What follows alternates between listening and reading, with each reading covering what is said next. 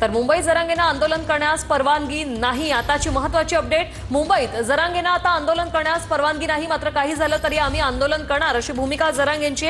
आता जी बातमी समोर आली आहे त्यानुसार मुंबईत जरांगेंना आंदोलन करण्यास परवानगी मिळालेली नाहीये। रश्मी शुक्ला या देखील मुख्यमंत्र्यांच्या भेटीसाठी गेल्यात, तर आता ही अपडेट समोर आली आहे। मुंबईमध्ये जरांगेंना आंदोलन करण्यास परवानगी नाकारण्यात आलेली आहे, परवानगी नाहीये। त्यामुळे आता जरांगे काय भूमिका घेणार याकडे सगळ्यांचं लक्ष। एकीकडे 10 वाजेपर्यंत जरांगेंनी सरकारला अल्टिमेटम दिलेला आहे, तर दुसरीकडे आता मुंबईत जरांगेंना आंदोलन करण्यास परवानगी नाहीये। हायकोर्टाने परवानगी नाकारलेली आहे। कृष्णा सोनारवाडकर आमचे प्रतिनिधी फोनलाईन वरून जोडलेत। कृष्णा, काय माहिती?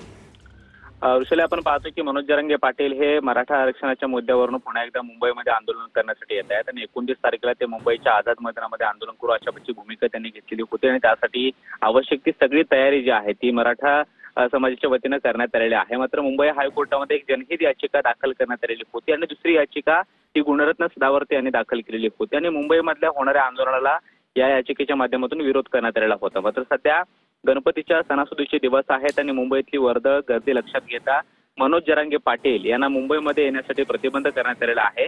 2 आठवड्यापर्यंत त्यांना मुंबईमध्ये येता येणार नाही असं हायकोर्टाने स्पष्ट केलेलं आहे। शिवाय जर परवानगी द्यायचीच झाली तर मुंबईच्या बाहेर जसं की नवी मुंबई त्याचबरोबर ठाण्यासारख्या परिसरामधल्या एखाद्या ठिकाणची परवानगी जी आहे ती देण्यात यावी आणि शांततेमध्ये मनोज जरांगे पाटील यांनी आंदोलन करावं असं देखील हायकोर्टानं स्पष्ट केलेलं आहे। त्यामुळे नवी मुंबई किंवा ठाण्यामधले जी ठिकाणं आहेत त्याच्या आधी सुद्धा आपण पाहिले की वाशीपर्यंत मनोज जरांगे पाटील हे एकदा आलेले होते मोर्चा घेऊन, तिथे त्यांचं आंदोलन स्थगित झालेलं होतं। मात्र त्यानंतर पुन्हा एकदा आझाद मैदानामध्ये यावं आणि आंदोलन करावं अशा पद्धतीची भूमिका त्यांनी घेतलेली आहे।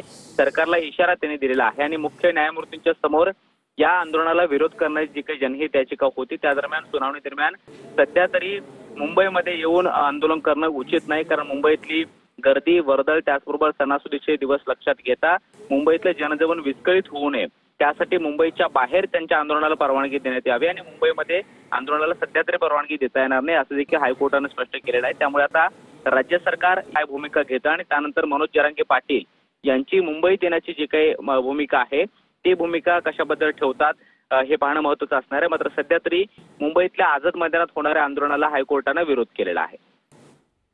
नक्कीच कृष्णा, मुंबईत जरांगेंना आंदोलन करण्यास हायकोर्टाने परवानगी नाकारलेली आहे। आता जरांगे काय भूमिका घेणार याकडे सगळ्यांचं लक्ष।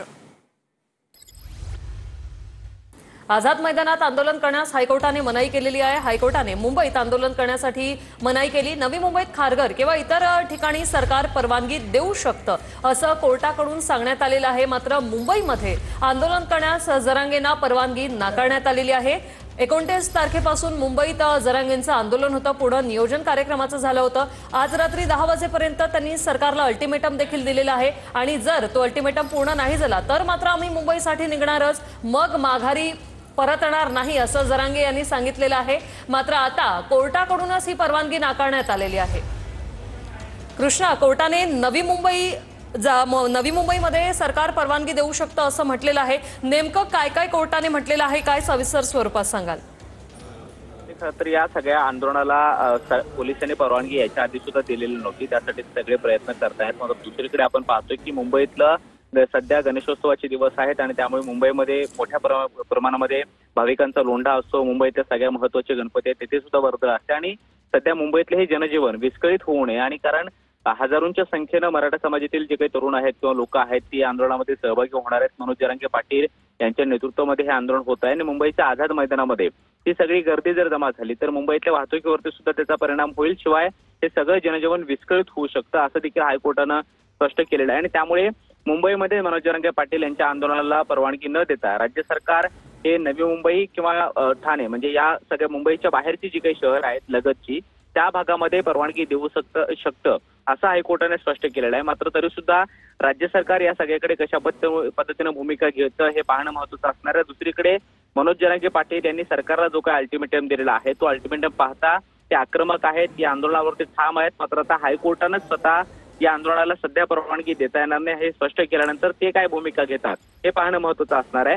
29 तारखेला ते मुंबईच्या आझाद मैदानामध्ये येणार होते आणि त्या अनुषंगाने त्यांनी सगळी तयारी जी आहे ती मुंबईच्या आझाद मैदानाच्या दृष्टिकोनातून केलेली होती। त्यासाठी मराठा समाजाच्या ज्या काही बैठका आहेत समन्वयकांच्या त्या सुद्धा सातत्यानं झालेल्या होत्या आणि आता हायकोर्टानं अशा पद्धतीची भूमिका घेतल्यानंतर राज्य सरकार मुंबईच्या बाहेरच्या लगतच्या शहरामध्ये म्हणजे नवी मुंबईतल्या खारघर वगैरे जी काही मैदान आहेत मोठी त्या मैदानामध्ये आंदोलनाला परवानगी देण्याची भूमिका राज्य सरकार घेतं का आणि मनोज जरांगे पाटील या सगळ्या आंदोलनाच्या अनुषंगाने काय भूमिका घेतात, ते मुंबईला येण्यासाठी निघतात की मुंबईच्या बाहेरच त्यांना परवानगी दिल्यानंतर तिथे थांबतात, हे पाहणं महत्त्वाचं असणार आहे. खुशाली कृष्णा, या आधी देखील मनोज जरांगे हे वाशीपर्यंत आलेले, मात्र मुंबईमध्ये ते आले नव्हते. मात्र यावेळी आम्ही आमचा निर्धार पक्का आहे अशी भूमिका त्यांनी मांडली. मात्र आता कोर्टानेच परवानगी नाकारलेली आहे. हा मुद्दा आता अजून तापण्याची चिन्ह आहेत. या संदर्भात काय सांगाल?